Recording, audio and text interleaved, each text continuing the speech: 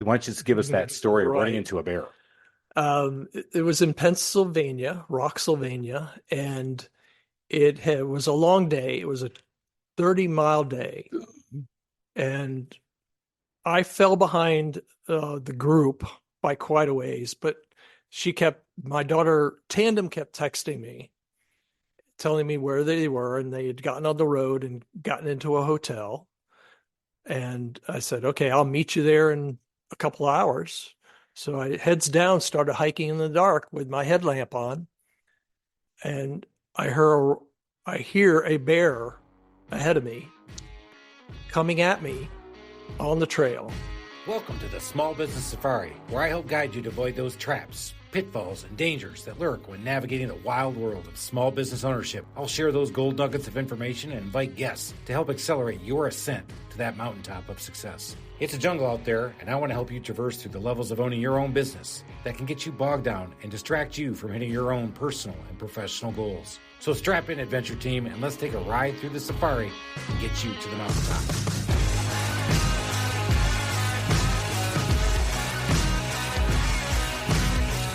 Is it another week? Is it another podcast? Are you in your car? Are you feeling a little down? You're like, you know what, man? Life's got me down a little bit. Things just aren't going my way. Just not really feeling it. Hopefully, we're going to pick you up because today's episode is going to be one of those pick me up, get through those mountains, get you through the mountaintop of success in a whole different way, in a whole different battleground. But before we do it, one more pun for little tease from Chris. It's the radio tease because I am now on a radio. Yeah, host. you are. You mentioned that once or twice. Yeah. So now famous Atlanta-based radio personality. I think I am now 465 on the charts in terms of most well-known radio person. For a second there, that's how you're talking about your weight. Whoa! Like, what? Oh, hang on there, big dog. Yeah. No, we have got to talk. So. But before we get to this, the trails of adventure are numerous, Alan. And I think what's very awesome is that we have two accomplished trail masters here at the table today for the podcast. We have one who went on the Bourbon Trail and one who hiked the entire Appalachian Trail. Which one did Alan do? Which one do you think took more effort and more practice and more preparation? I did practice a lot just over that weekend. Attaboy. Yeah. There it is. The tease has been done. Let's get into this. Guys, this is a little bit different. We have Jerry Travers here who hiked the Appalachian Trail. That's 2,150 plus miles. That's 2,150 plus miles from Georgia to Maine. And he did it with his older daughter. And it was an amazing adventure and a great thing. And what we're going to talk about is kind of just sit back, right? We're riding around. Maybe you're picking us up on a walk. Maybe you're checking us out when you're in your office for a minute. This is one where you're going to pick up some inspo because what this guy did and how he did it was pretty amazing because he just don't strap on the backpack and say, you know what, I'm ready to go. I got my Nikes on and we're just going to start ripping through the Appalachian Trail. I think when people say, oh, I climbed Mount Everest, we all know that we can't do it. But then you mentioned hiking the AT, and I'll bet you most of the bubbas out there are like, it's long, but I bet I could do it. And I'm like, no, you can't. I mean, you're starting in the winter, you're ending in the winter, you turn an ankle, you get sick, all the things that are going to happen besides being out in the middle of nowhere for, 6 months? Yes, it's about 6 months to do the 2,200 miles. So I look at you as somebody who climbed Mount Everest. I am so impressed. I'm so excited today. I can't even begin to tell you. In little pieces. No, he still did it. All right. Before we do that, though, Jerry, just a quick background for everybody. Now, you went to, is it the most famous institution in Georgia or the second most famous college and institution in Georgia? I'll let you buzz boys figure it out. So Alan has always been partial to the Jackets. He's got a son there. And I know, Jerry, you went I had two that went to Georgia. You seem to discount that. Well, you didn't. But go Georgia. Jackets. Oh, right? There we go. Go Buzz. Exactly. So, Jerry, you went to school. What did you get your degree in? What did you jump in to do? Give us a little background on your work and your life a little bit before the AT stories. I started at Tech in mechanical engineering and couldn't quite manage it. So I ended up graduating in industrial management with a minor in computer science. And then I joined IBM when they first released their first personal computer in 1984. Was that like the size of my car? No, it was a desktop, but Oh, it had 2 floppy disks in it, 5¼ inch floppy disks. Have you been to the Computer Museum of America or something like that happens to be in Roswell, Georgia? As a matter of fact, I have been to that. Really? I went to a networking event there, and it is pretty phenomenal. Now, again, computers can age the hell out of all of us because it just went so fast. But raise your hand if you remember floppy disks. Woo woo. Yeah, Yeah. hands in the room right now. Yep. So I love it. So you went to work 84 IBM. That is the big blue IBM years. That's where you had to have the white shirt, blue tie. Every day. Yep. And you know what? On Tuesdays you got to wear a white shirt and blue tie. And Right. casual Fridays, White shirt, blue tie. Blue tie. So you got it into computers that way. Obviously, that's the forefront of when it really started to get going. So what was that career arc like for you? It was excellent. I learned so much more than I'd learned at Georgia Tech, hands-on, because I got inside the boxes. I learned about circuitry. In fact, I learned the hardware very well to the point where I was then a systems engineer with IBM, and I was following the marketing guys around, putting the box down and selling it to the customers while the salesman told them the price and signed the contracts. So It was probably super effective because salesmen, I don't know if you've ever noticed this, can kind of stretch the truth a little bit, defy physics, promise things that don't exist. And then you got somebody like Jerry who's like, well, here's exactly how it works. Well, you're not talking about the trusted toolbox that's $5 billion worldwide, are you? I mean, and we've serviced over 55 million customers. I wouldn't. Is that too much? Of course not. You're a man of integrity. I wouldn't stretch the truth. As a guy who got a mechanical engineering degree, I can stretch the hell out of the truth. All right. So back to Jerry and the IBM, can we? All right. So IBM, you're on the path, sticking with Big Blue. Where were you? I was in downtown Atlanta. Oh, okay. Yeah, in fact, my last office with IBM was the IBM Tower on 14th Street. Nice. Yeah. So it didn't stay with IBM your whole career, which, again, at that time, that was really. I mean, when you joined, you probably said, "Yep, I'm getting the gold watch. I'm going to retire my blue tie. I'm getting out of there." That's because that's what everybody did in 1984, because that's what everybody had been doing with IBM, right? Right. But Exactly. But changes have happened. Yeah, changes happened because I learned the software that was running on the boxes as well. And at the time, it was OS2, which a lot of people don't recall. But it competed with Windows NT. So I attended a lot of Comdexes and showed off the OS2 versus Microsoft next to us, which was showing NT, Windows NT. And once Bank of America heard that we had a team that knew OS2, could service OS2, and program to OS2, they hired us away from IBM because all the financial centers at Bank of America were running OS2. So in the mid-90s, we all jumped ship and went over for a lot more money to Bank of America and started supporting their financial centers. Did you have to move to Charlotte for that? Nope, it was Mitchell Street, downtown. I know where that is, and I know what he did. That's But an amazing career let me already paint without that having picture. to leave a couple of blocks. Let me paint that picture. So you're on the big ship IBM. Think like the QE2, right? Mhm. And you can see Jerry and his band of pirates with patches over their eye, jumping ship, getting in their little dinghies and going over and grabbing the pirate ship, going, "Army mateys!" Isn't that how it went? Exactly. I really didn't understand it until you explained it that way. Thank you. All right. See, that's I do it. I bring it Yeah, you together. know, yeah. All right. Okay. Can we go back? Sure. All right. Yeah. So, all right. Software OS2. Wildly enough, back my first Anderson consulting job, I learned that they were all running off OS2. So pretty wild. So, all right. So you're on that team, Yes. running the OS2 for Bank of America. Yes, Now, did you end with Bank of America? I did. How about that? Yeah. 2 companies. Yeah. That's Actually, 3 companies. oh. We were a contracting company at first with Bank of America for about 6 years, from 97 to 2003, doing all the programming, setting up all their machines, updating everything. And then we were allowed to become associates with Bank of America after that. We had to prove our worth. We were allowed. Oh, Granted So you the privilege. I feel like I helped enable that because I was on the Nations Bank merger team, and we came through and just ripped through the entire band back to the band of Merry Misfits, led by Hugh McCall. Mm-hmm. I just happened to be in the group, but yeah. So 2003, by then we had already, I had actually moved on by then. I had joined SunTrust. Yeah, because I worked with B of A, well, Nations, 98 to 2001.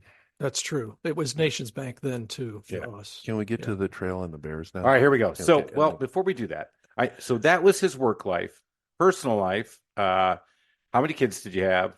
We had three. Three. So Yes. one boy One boy in the middle. and three girls. And two girls. Two girls. I'm sorry. I'm not doing the math really well. I was getting so excited. So one boy. All right. One of the things that you did, and you're a big volunteer, and I know you've done a lot in our community here in Atlanta, but one of the things you did is you were a Boy Scout leader. Yes, I was a scoutmaster for a Boy Scout troop Out of All Saints in Dunwoody. at All Saints Catholic Church in Dunwoody. See, I did my homework. Great, Actually, I knew that. great memory. Yeah. So you did that with one boy and two girls. So I did that again. You know, I thought I could leave you alone with the math up to 5 or 10. Yeah. I can't. The fingers were off because I know. I actually, you know what happens? Put that pen down My so you can pen get got your- stuck. You were counting your pen. That's what happened. I got in the way. I counted the wrong. So how many years were you the Scoutmaster? I was a scoutmaster for 26 years, from 1986 until 2012. I don't know about you, Alan. I don't like kids that much. I don't either. I'm not. I man. mean, I love my kids. I just don't know if I like yours. Actually, I like your kids. Yeah, I don't like most people's kids. I like your kids. But I wouldn't be a Scoutmaster. No. Definitely not for 26 years. Holy cow. a lot of pills. What a booze. great service. It was the outings. It was the hiking. We would do an outing once a month. In fact, all of my fellow scout leaders were single like I was. So we would, for every month, we'd go hiking the AT. We'd go camping out at a campsite somewhere in Georgia. And we had a great time. We'd take the kids to summer camp for a week at Burt Adams out in Covington. So it was very fulfilling. I like being outdoors. So not only did he do it because maybe his kid got into it and got dragged into it like we all do. Like, let me tell you about my T-ball coaching years. Yeah. As I got dragged into it. And then they drafted my team for me the next year because I couldn't make the draft. Guess who got the worst team ever? But don't worry. You're not bitter about that. I'm not, but don't worry. Revenge is a bitch best served because I won next year. The next year I won a championship. Don't but, go into that I'm not against a a little Sicilian. Oh. Now, did you grow up camping? And is that where you fell in love with it? Or I did. Okay. I was a scout myself, and I got my Eagle Scout in 77. What was your project? It was branding bicycles for DeKalb County so that if they were stolen, they could be easily found and returned to owners. I'm not going to ask how many actually came back, but I think today it's a good idea. I think they get parted out pretty quick now. Right. All right. So now I think Gotta love that youthful enthusiasm, right? Hey, he changed it. He got an Eagle Scout deal, man. I know. And that's a big darn deal, man. It is a huge deal. It is. Well done. So that started the foundation for what eventually became the AT hike. So when did this idea come that, you know what, I'm going to take some time off and, you know what, I'm just going to start whipping through the wilderness and head up to Maine? Well, in 2011, I did start to burn out a little bit. I just awarded my 43rd Eagle to my own son. And the parents that were in the troop asked me to stay on for one more year so that I could award in person the Eagle Scout to their sons when they got it. So I rode 2012 out to the end of the year and I retired at the Christmas party. So called it quits after 26 years. And it was right then when I decided I wanted to through hike the Appalachian Trail. All right. So the preparation, so you've been hiking all your life. This is easy for you. So you say, you know what, I'm just going to strap on the pack and off we go. Nope. No. What's the most amount of nights you'd ever been out on a hike? Philmont out in northern New Mexico has 12-day itineraries. So that's the longest I've been continuously on a trail. Wow. How many days did you stay out on the Bourbon Trail, Alan? 3. Okay. Ooh, that must have been torture. I really could have probably gone one more if I'd have applied myself. You know what? Next time. Okay. All right. This is just the practice run. You and I are hitting the Bourbon Trail eventually. All right. All right, so you had this idea, That'd and be and dangerous. you told your wife, "Hey, look, kids are out of school, life's looking good. I'm going to take off for a year. I'm not just a year, but just let's call it 9 months." Kids were still in high school and college when Whoa. I got this wild hair. Okay. And my daughter Bennett was a senior or junior becoming a senior at UGA. And she found that she was going to graduate a semester early because she's such a smart girl. And so she, with the December 2023 or 2013 13. Graduation date, I said, "Do you want to hike the AT with me?" And she said, "Sure, I would love to do that and not go look for a job." So we, at that point, spent 6 months evaluating backpacks, weighing everything, reading books. And she was really studious on it and actually talked me into a much lighter sleeping bag and pad. So by the time we left, I had a 12-pound base weight. That's without food or water. That's amazing. My backpack with my laptop every day going back and forth to work is over 12 pounds. Oh my God. You and I carry 12 pounds of a lot of things that we shouldn't be carrying. I got much more than 12. So normally you leave March, something like that, And that's when we left. That's when you left the following year. Right. You roll the dice on the winter weather in March. Yeah. And we ended up with 2 snowy and icy days, one in North Georgia and another at elevation in the Smokies. So when you are planning to go 2,200 odd miles, you're looking at how many a day average?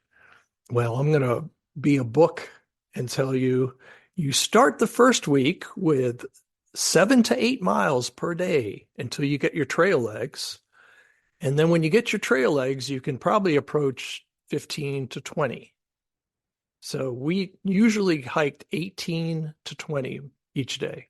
Lord. So that's the part that I felt was important. And again, what did he do before he started this adventure? He read, he evaluated, he figured out how to be best equipped to start something. Sounds like starting a business. Obviously, you didn't talk about the physical part of this, but you guys had to have been going out doing day hikes and doing other things to strengthen your body and your core. Right.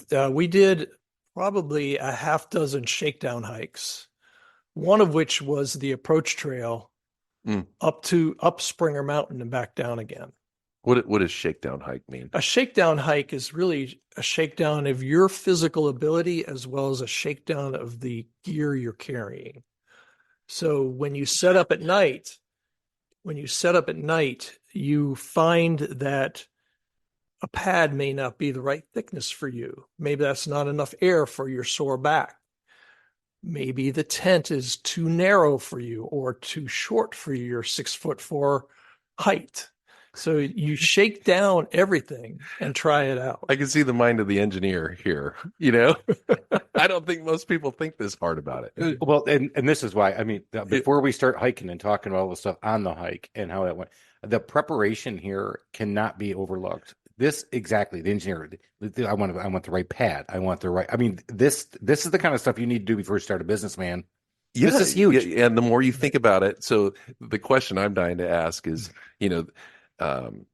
most of the time you hear people say the first time they do something like that, within a couple of days, they're just dumping stuff, all this useless, things that they went to REI and thought, oh, that would be great. But my guess is maybe you thought through it so much that you really didn't jettison much. Yes, I ended up only jettisoning cold weather clothing when it warmed up. That's Star pupil, I guess, a Boy Scout, Eagle Scout. Eagle Scout. Yeah, that's a little higher. Yeah, a little higher. Yeah. A little more prepared, if you know what I mean. You know what I'm saying? Okay. This is amazing. But that's the other thing. You asked the great leading question because and I'll get to this in a second. You said, what's your average? Well, it's not an average. He's taking you to school, right? You have to get your sea legs, and then once you get warmed up, you can get to 15 to 20 miles a day. And this isn't just walking around the street. No, This it's isn't not just going around the track. It's up. it's And down, down. it's through and down and over and I've around. I've heard there's some stretches up north that are just like roots and rocks and that kind of thing. Pennsylvania, Yeah, Rocksylvania. Roxville.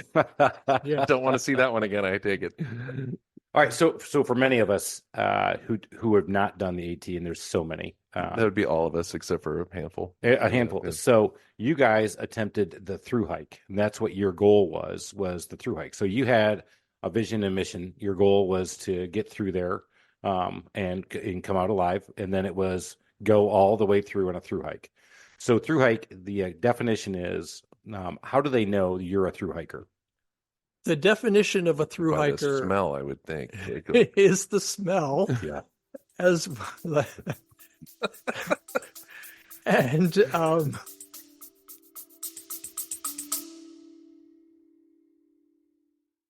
Do you have what it takes to start your own business? Are you tired of the 9-to-5 corporate job and ready to make that leap into entrepreneurship? You need to check out From the Zoo to the Wild, the book by successful entrepreneur Chris Lalomia. This book is a unique perspective on the journey into the wild world of home services and delivering excellence in service while working in customers' homes.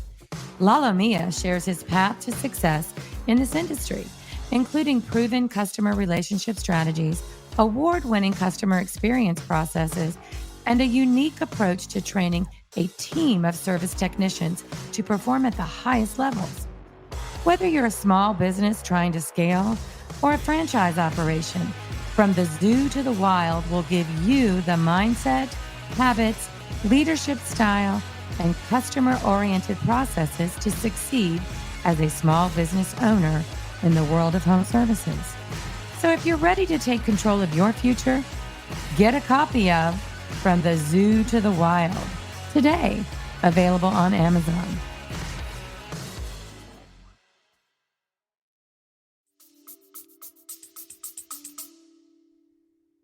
Yes, exactly. Thank you, Ellen. This is a podcast. I should have let him answer that. They can't smell through the radio. Hey, good news is he did the AT a long time ago. He's smelling just fine. All right. many showers since. Yeah, no, he smells great, just so everybody knows right now. The definition of a through hike is when you do it in one contiguous year.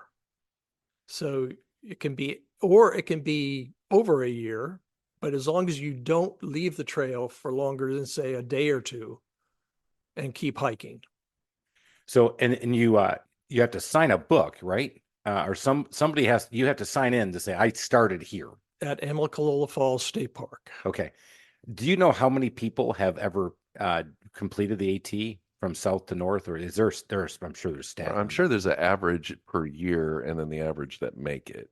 I know the average per year is only about 10 to 15% that start, That make it. that make it to Katahdin in Maine. Sounds like starting a business. I'm going back to it again, right? 1 out of 10 make it. Yeah. Right. So obviously a pretty lofty goal, but you guys, you and your daughter, which is another amazing dynamic that we'll talk about, that there's no way in hell I could walk with my daughter for 10 minutes. There's just no way. He'd have left you for dead in the bushes. I said I wouldn't walk with her. No, yeah, I'd be gone. In fact, those Hey, bears. Dad, take a look over this precipice. And she'd be on. I swear on my life, she would have been in front of the camera going, I don't know where he is. I think the bears got him. And if they would have rolled video, they would have found that she stuck me, bled me, and then left me for dead for him. Just a little nudge over the cliff. Yeah, I love my daughter. All right, that's all right. What kept us hiking was the fact that my 55-year-old body would wake up early, like at 5 a.m. before all the millennials that were camped around me. Mm. And I would just quietly pack up, grab a snack bar, and hike. And I'd be 5 miles ahead of them by the time they woke up. So, But then they eventually caught. they'd catch up with me for lunch, usually at a shelter that I'd be sitting there dangling my feet off of. Hmm. We'd have lunch, and then they would take off, and I would catch up with them at the end of the day. I can only imagine. So I have started there at Springer Mountain and never, with no intentions, just some buddies, and we did a couple of nights.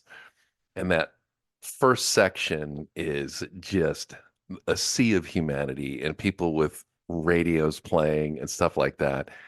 And then by the first night, the next day, all of a sudden, it's some people who may be going for a week or a few days, but then it just starts weeding out.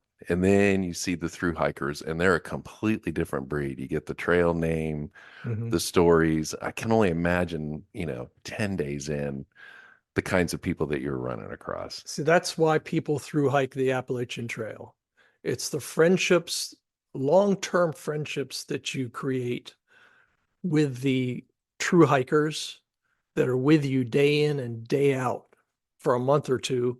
And then sometimes you separate, but it's a closed kit community, and everybody's friendly and everybody's looking out for each other and supporting each other with food if you're out, toilet paper if you're out, and things like that. Mm-hmm. Big one for Chris.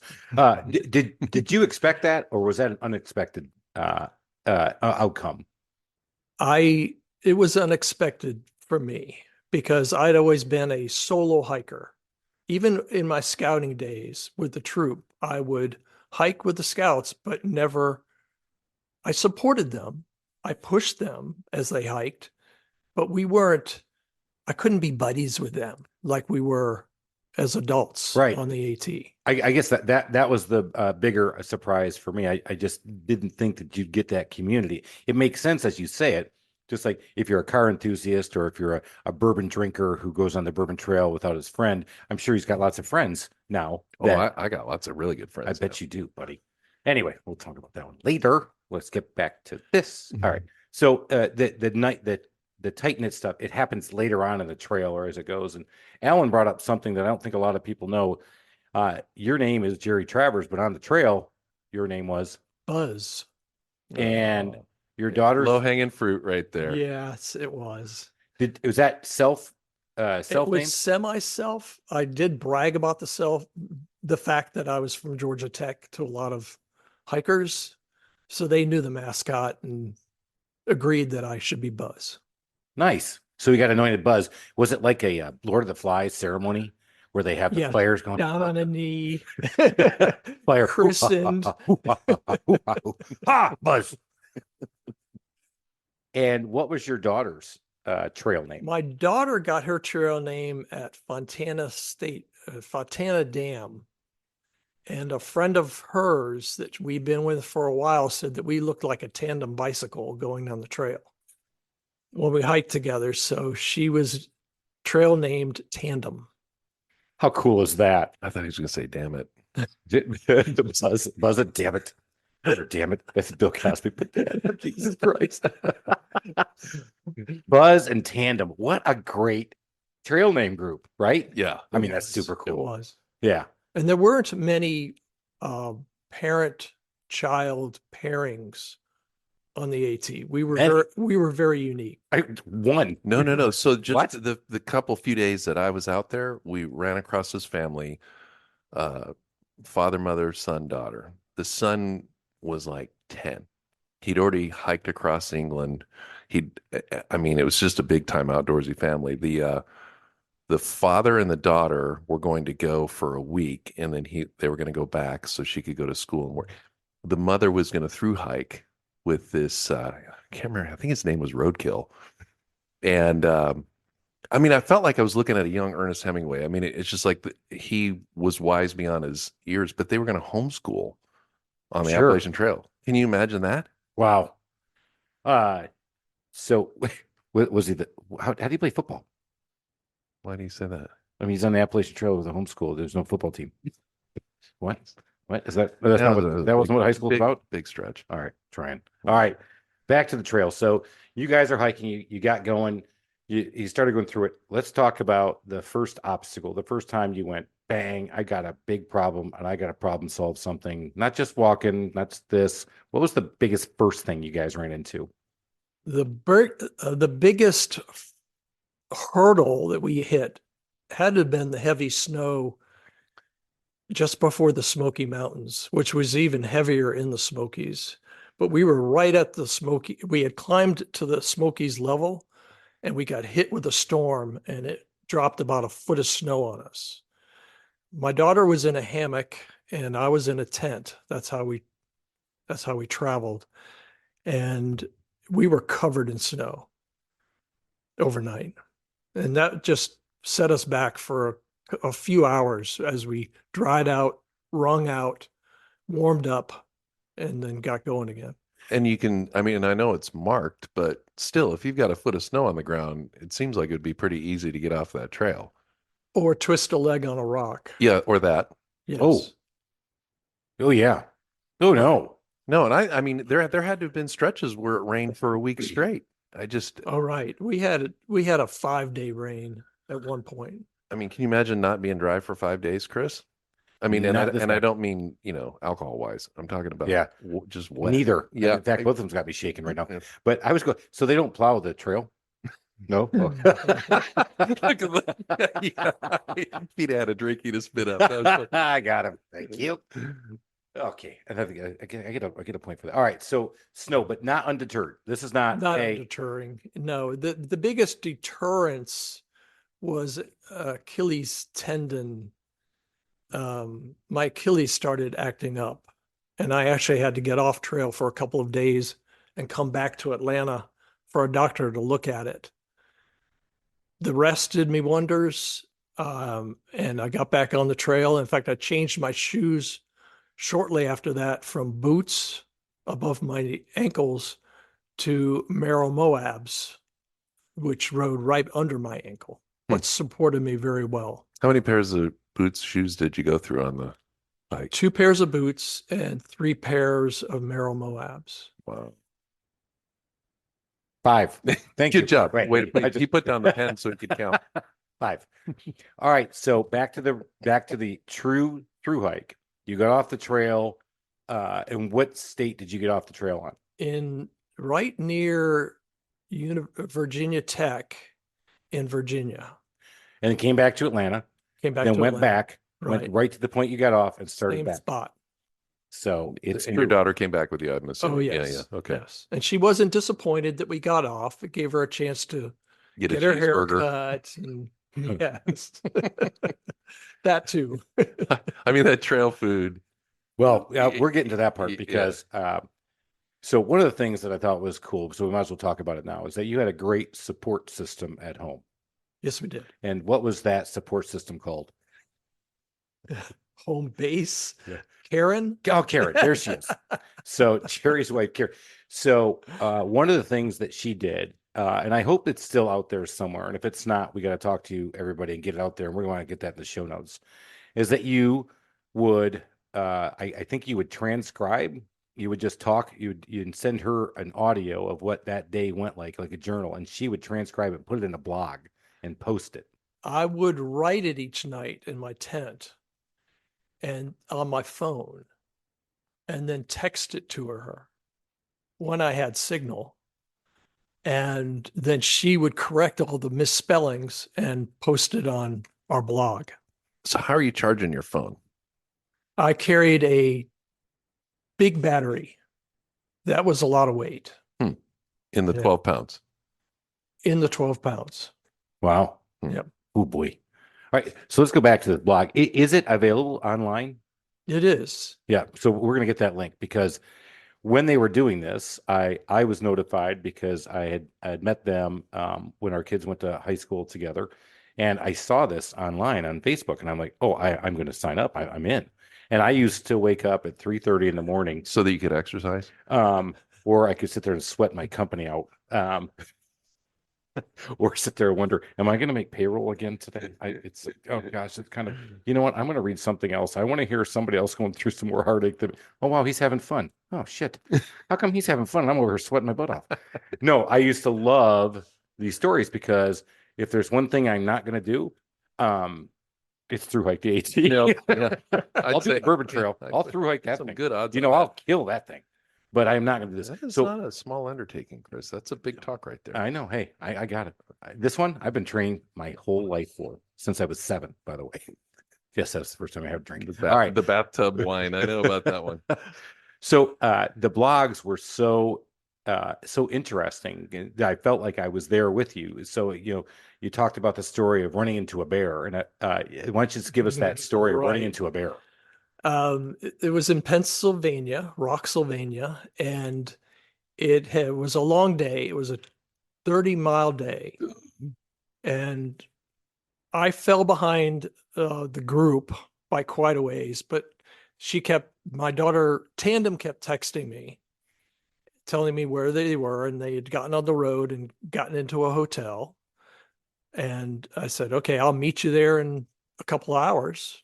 So I heads down, started hiking in the dark with my headlamp on, and I hear a bear ahead of me coming at me on the trail. So he's going southbound, I'm going northbound. I knew exactly what to do.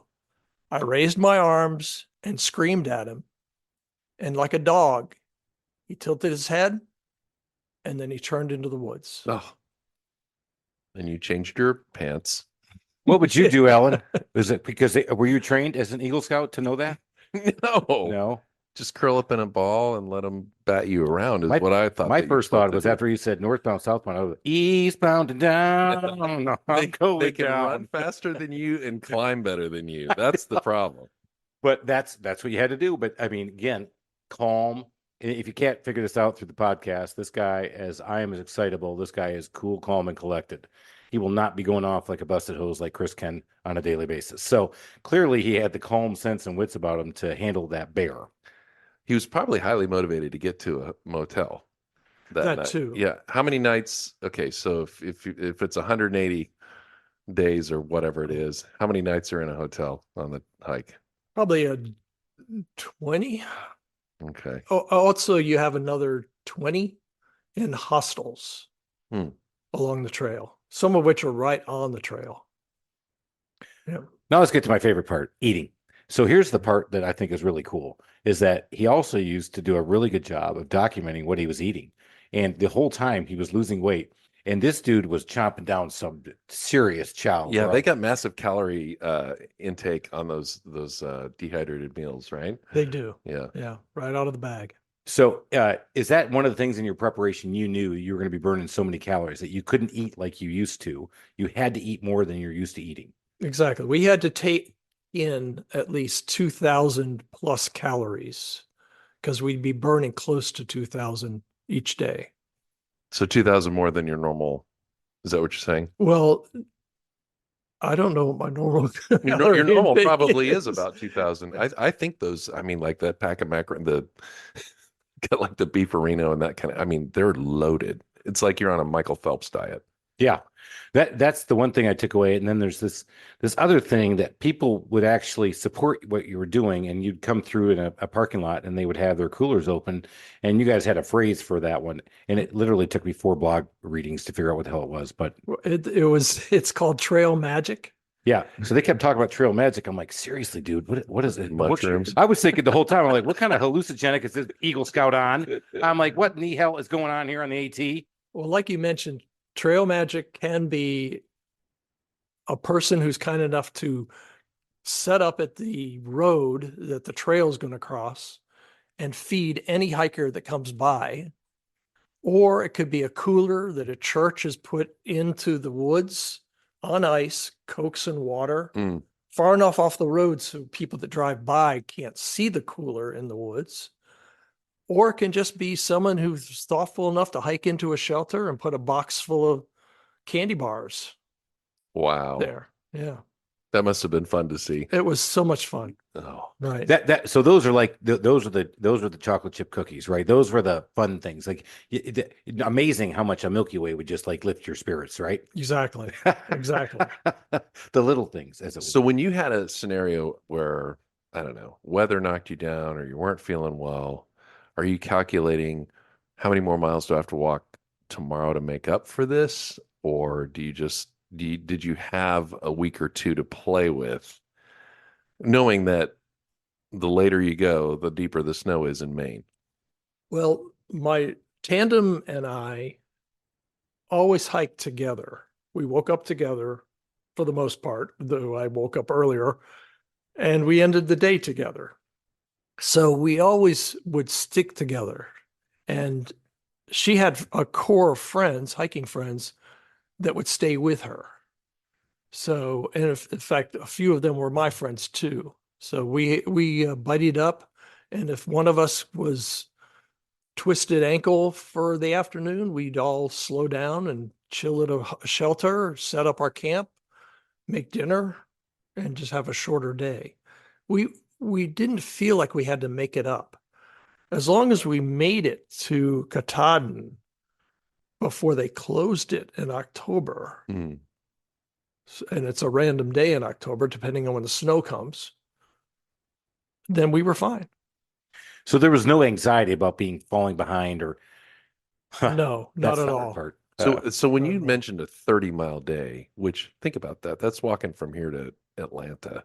21 from here, 21 miles from here to Atlanta right now. So That's maybe right they're over walking to the airport. So you're walking to the airport, 30 No, miles. There weren't many 30-mile days. There Did were you probably wake up only 2 in memory. and you were just cruising, or you knew that was going to be a 30-mile day? How does that come about? Yes, we were just cruising, and we would look at each other and say, "This is easy. We can do some bumps ahead of us, but we can do 30 miles, Bumps. and we'll be in Damascus, Virginia, before the end of the day. Then we'll grab a hostel and stay there, or do something in Damascus." So were there any intermediate milestones you guys felt like you had to hit to know that you were there? Because you mentioned about how I'm cool, man. Hey, as long as I make it to Katahdin, and I'm thinking again, trail magic shit, right? What the hell is he doing here with this stuff? But no, so you're not getting anxious about what, but were there interim milestones that you guys felt like you had to hit or places you wanted to be at a certain time? The only times that we did that, 2014 was a World Cup year. So, and we had a lot of guys around us that really wanted to see the soccer matches. So we would have to make it to certain bars that we knew had TVs along the trail to watch the soccer. So that was the most stress on the trail in terms of time and distance to Exactly. make sure we hit the World Cup. How about that? And you thought the World Cup guys had it tough, huh? Man. Oh my gosh, this is stress. Hey, I gotta see that. Were all of these people American that were your buddies? No, there were a couple of Germans, and mostly Europeans.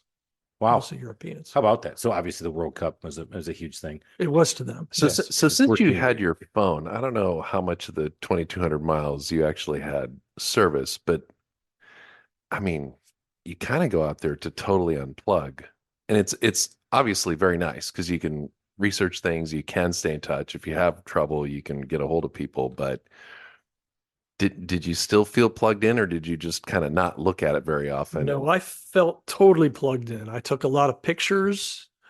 I listened to music while I was writing my blog entry each night. In fact, I was listening to music when I was approaching the bear on the trail at 9 p.m. So what music do you listen to on the trail? I'm guessing death metal. 70s rock. Oh, hey, nice. Close. Yeah. Death metal. I told somebody, I said, I'm working out at the gym. I said, do you ever wonder what everybody's got in their ears? I mean, are you looking at me going, is this guy listening to like NPR podcasts or something? Right. I mean, what are you looking at me thinking? Mantovani. And you have no idea. Zamfir, the pan flute. Yeah, no idea that I'm listening to just crazy hard rock crap. Yeah. So, but 70s rock is my go-to. Well, Stevie Ray Vaughan's my go-to, but 70s rock. So that's your trail. Right. I like it. That's good. Was there any point where you went, what have I done? Or I'm not 100% sure I can make this? There were a couple of days when Tandem and I had tough emotional separation. She didn't want to talk to me.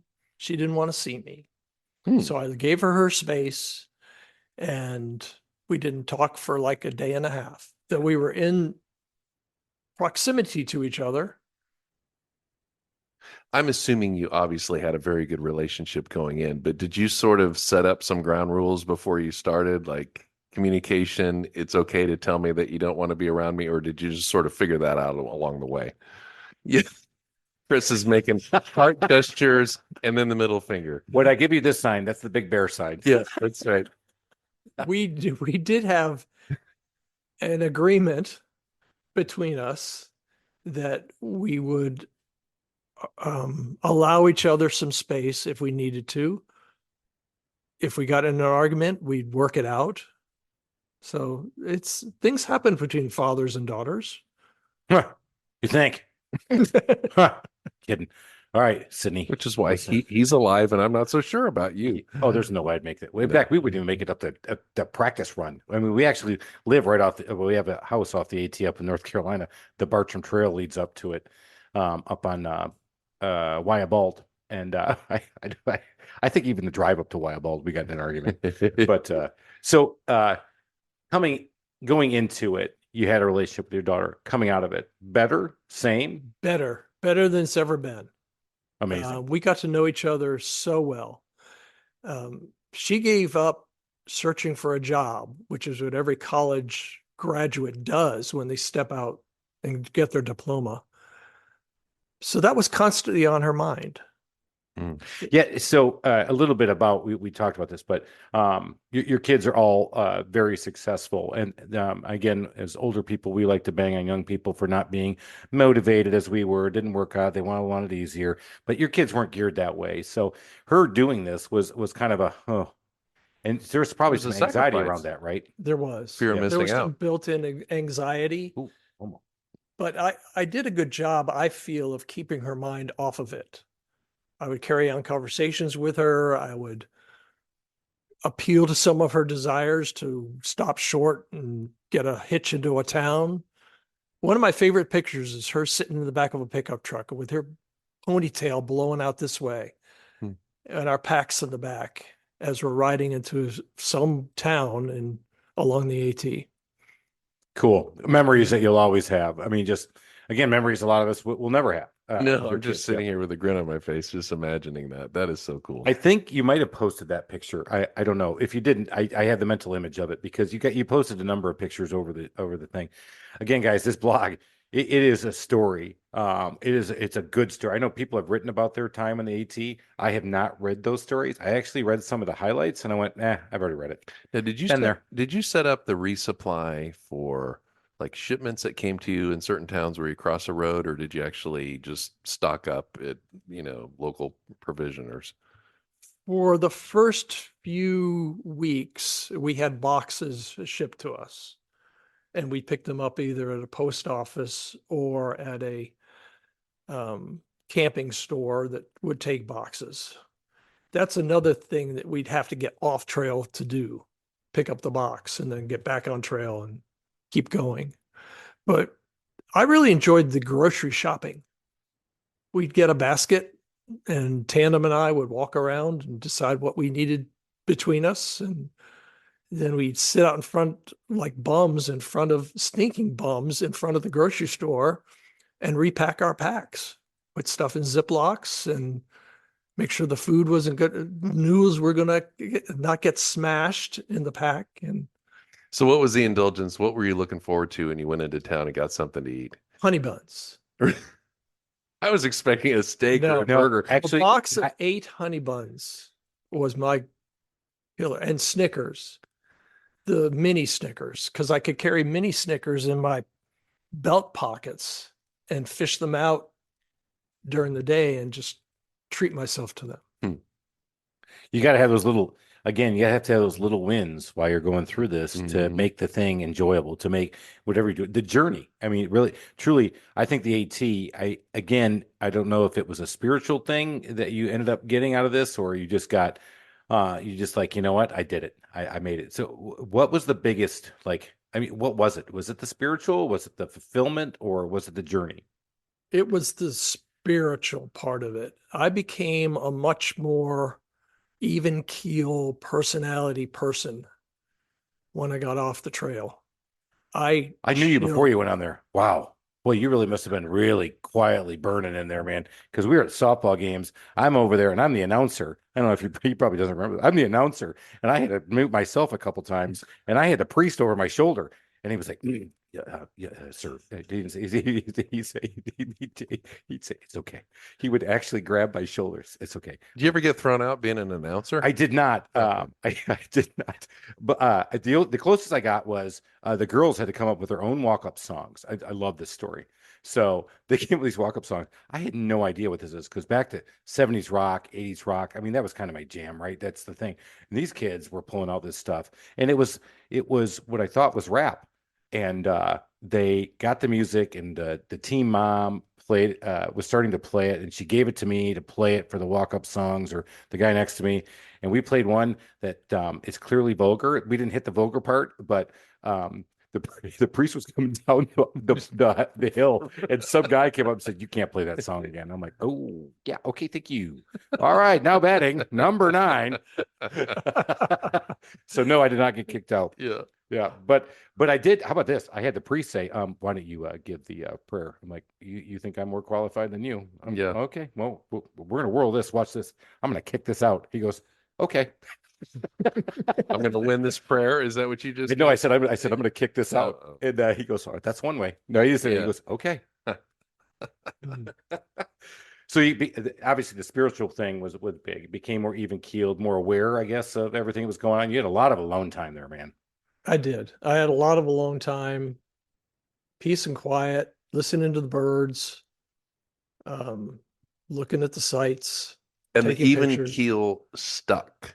Like how many years ago was this? 10 years ago that you did it? Exactly 10 years ago. We were on the Okay. trail at this time 10 years ago. Wow. Just the 10-year anniversary. Sweet. This is I'm going to Yeah. cheers to that. You know, I'll drink more to that Bourbon Trail. Hey, I did Hey, I'm bring not you. I driving. brought you a very special one. You know what? And actually, let's talk about that. Alan did bring me back something from his trail ride. His trail magic is Woodford Reserve Double Oaked Spring Selection 2024. There's only Very 2 happy. barrels of that in existence. I love it. Max 500 bottles. This is the whatever best it lets- four-finger pour I've ever had. Yeah, keep going, baby. Oh, jeez. All right. No, I want to talk about coming this. Come towards the end, so let's start asking a lot of really good questions. So I can't. No, you ask.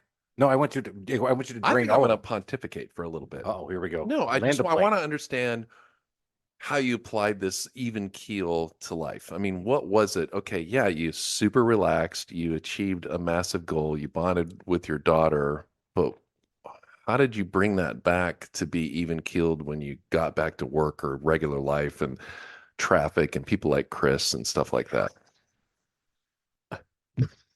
He said the last one threw him. He was actually, I had Chris work at my house. We don't want to talk about that.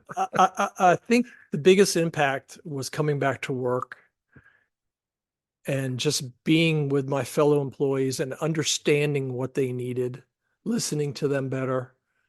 And then the same for home. I just did a better job of listening to Karen and the needs of the family. And so by being sort of alone for that amount of time made you a better listener, because you're probably not just chatting for 2,200 miles. No,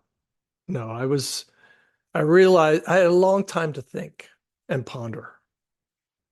Talk to me about that last 100 yards. The last 100 miles? Yards. Well, miles, whatever. However you want the last stretch. In Maine, there's a famous section right before the end of the trail called the 100-mile wilderness. There's nothing commercial. There are no paved roads through it. There's no power lines. There's nothing. Last rest stop for 45 miles. This is Right. 100. Yeah. Right. Wow. There's a hostel that you pass right before you go in that will take your food order and split it half into a bucket, and you put the other half in your pack. So you got about 4 days in your pack and about 4 days in the bucket.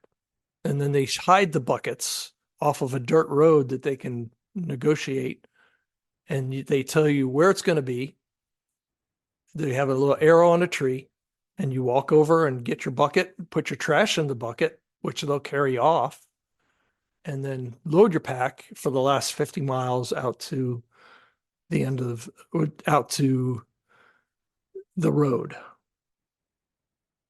You have to be able to control your fear. What if I'm not going to see the arrow? What if the bucket's not there? Those kinds of things.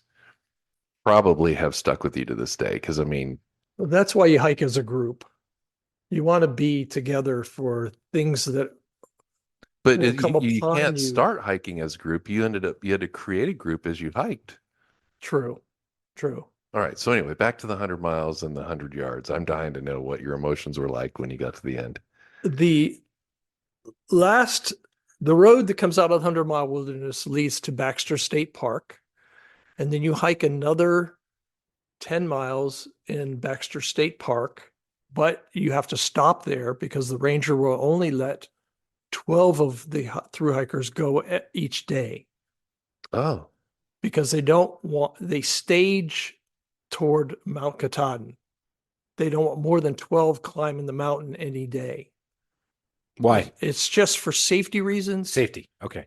is it that precarious? The best way I can explain Mount Katahdin, it's a little bit of everything that I had experienced hiking the Appalachian Trail. All There in the last 100 yards. Water crossings, there's bees nests, there's rock climbing, there are sections where you have to walk between a string up so you don't disturb the foliage on either side of the string. It was a little bit of everything. So those 5 miles to the top of Mount Katahdin are a relive of the entire hike. Save the best for last. Oh yes. And And it takes taking notes over you an hour and a half Huh. to 2 hours for some to climb up Mount Katahdin. And you get to the top and what? And you rejoice. You take pictures. You pop the cork on the champagne you snuck up there, even though they said no alcohol was allowed. Let's go. Now we're talking my language. Chris finally woke up. Finally, let's go. You know what? Breaking the rules. I love that. And we had a great time on top. In fact, 2 of the guys that caught up with us purposely to be with us, to hike Katahdin with us, were musicians from Philmont in New Mexico that I mentioned earlier. Yeah. One plays the violin and the other plays a guitar or a banjo. And they played music after we had all settled down and we were snacking on top of Mount Katahdin. It was a beautiful thing. They brought an instrument? They brought their instruments to the top of the mountain. Oh, that's How so cool is that, dude? I Well, they got carried them all goosebumps. the way along the trail. Are you serious? Oh, they carried their instruments the entire hike. Wow. That's cool, man. So, do you feel like you could enjoy it? So here's the thing. A lot of us, especially in business, there is no exit strategy. There is no Mount Katahdin. We're not at the end. For many of us, we won't be able to exit with grace and with name. That's the reality, guys. If you don't think that, listen back to some of these podcasts. Exit strategy starts from the very beginning.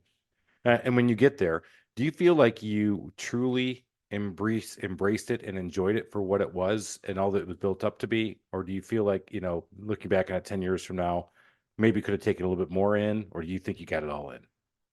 I got it all in. Yeah. I experienced everything you could possibly experience on the Appalachian Trail. Hit every hostel we wanted to, ate everything we wanted to, ate wild mushrooms, the whole 9 yards. Trail magic. Oh, sorry. Yes. I don't know. Again, it took me a couple blocks to figure out what that was. I'm like, yeah, I mean, whatever. I mean, hey, man, you're hiking that thing. I mean, you do whatever you got to do. Let's go. But so the journey was as fulfilling spiritually as you thought. And looking back on it 10 years from now, it's life lasting. Very worth it. Even the expense. I mean, it takes $5,000 to through hike the Appalachian Trail individually. Yeah, that's another And thing. Food and gear. And so you took a leave of absence from your company to do that. That means you don't get paid while you're doing that. Right. Bank of America, after you work for them for 10 years, will give you a 6-month leave of absence with no pay and no health. So I got, Well, who needs health when you're out in the middle of the wilderness with bears for 6 months? You don't. Yeah. Let me live off the berries and the mushrooms. and Lyme disease, and That's- Nora disease, and Snake bite. Hangnail, cutting or hiking for 5 days in the rain. Oh yeah. Oh, that's something I just look forward to doing. putting the same wet clothes on again the next morning. No. Oh no. All right. Was that the worst part? What was the worst part? Was it the lack of showers or was it the chafing? It was not the lack of. Well, the pooping in the woods. I mean, the elephant in the room is that with your daughter. I'm going to go over this mountain to do my business because your daughter's right there. She would hike ahead. Yeah, come on. She knew enough. Don't be gross. That's what communication is for. Everybody listening wanted to know how that worked. That's true. Find a log, take some toilet paper, and go do your business. So that brings up the axiom, right? If you crap in the woods, nobody's there. Does it really happen? Oh, is that a tree? I always mix those up. 4, 5, 2, 3. Bears, woods. I don't know. So do bears shit in the woods? Oh, I'm kidding. So again, life lessons on this stuff have been amazing. This has been an amazing episode. Thank you. Looking back on it, I hope you enjoyed coming on here because I know we really enjoy getting to talk to you and pick your brain about how you did this as two guys who will never do it. No, But I'm so there's impressed. so many- I got I know. just a stupid grin on my face listening to this. I Right. just We keep often talk about, man, we bring in guys who have more hair. Whoops. We did Yeah. it again. Yeah, we did. Better looking and Did have it again. achieved a lot more than More we've ever had. Are accomplished. you an Eagle Scout? Actually, I No. joked that I flunked out of Boy Scouts. I was in Boy Scouts out west. And when I came back east, they didn't do all those outings. And I was like, I'm not doing that. And my dad said, you had to go to this, because he was a scout. He goes, you got to go to this knot tying thing. And I'm like, so I went there and purposely screwed it up. And you probably keyed the headmaster's car on the way out. Yeah. Actually, I went, hey, huh? You know what I'm saying? Huh? Yeah, I know a guy. You don't got to worry about knots. You know what I'm saying? I'm an Italian scout. You know, okay? Huh? We're not in the woods here, Get the buddy. Sicilian necktie. I'll teach you that one. We're in the city, my friend, huh? We got new scouts. We do. Okay? All right. Thank you. Capiche? That's what I thought. So, no. Jerry, an amazing career. A lot of things in here where we're just, not only are we enamored, but we're just thankful that you came in to talk to us and all. And guys, if you didn't learn something, dude, that's on you. I'm gonna put that link out there. You got to go read this blog. It is great reading. I can't wait to read that. And I would tell you, no kidding. 3:30 in the morning, I would wake up and I would go look for it. And there were days it wasn't there. And I was like, all right, well, and I'd go check. And then there were days, and it wasn't always 3:30 in the morning, but in the morning, I would go read it. And I got jazzed up about my day because I was listening to what this guy was doing. I'm like, God, I just love hearing about what he's doing. And now I can go out there and tackle my day because I'm out there solving problems, going up that hill. I'm hiking through that wilderness that we call small business ownership, making it happen, man. So you got to keep rolling. Make it happen every day. You got to go up and down. You're going to get hit in the face. You're going to get an inch or a foot of snow on you. You're going to have a bear in front of you. You got to figure it out. Get big, get strong, get over that mountain, get to the top, Mount Katahdin. Here we come. Cheers, everybody. We're out of here.